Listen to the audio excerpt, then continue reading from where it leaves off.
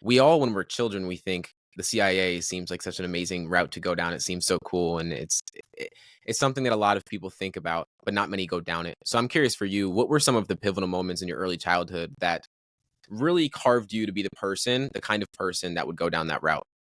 It's an interesting question because I don't know that as a kid, outside of like all kids are like, I want to be a police officer, I want to be a fireman, I want to be an artist, I want to be a movie star. Like kids, just that's what we all think when we're little. But I can't say that I ever had in my heart or my mind a clear idea of becoming a CIA officer.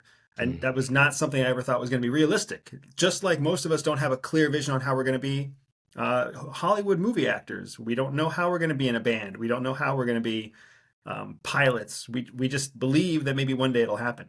What's so what's interesting is that childhood, I didn't have a plan. I didn't have a drive for that specifically, but that doesn't mean that the building blocks weren't put in place, because the building blocks that make a good CIA officer out of a child are things like structure and discipline and, just the right amount of like parental abuse that makes it so you always want to please mom and dad. You always want their approval. You always want their acceptance, because what CIA ultimately wants out of its officers is a very similar relationship to mm, what a kind of semi-abusive parent wants from its child. They want obedience, they want loyalty, and they want someone who's willing to, put everything on the line to make sure that they're taken care of.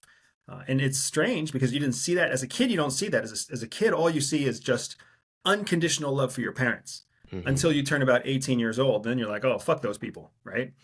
But as a CIA officer, you just fall right back into the same habits. Only now you're 28 instead of 18. And once again, you're like unconditionally dedicated to the job.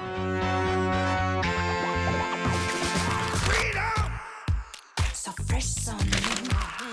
Freedom!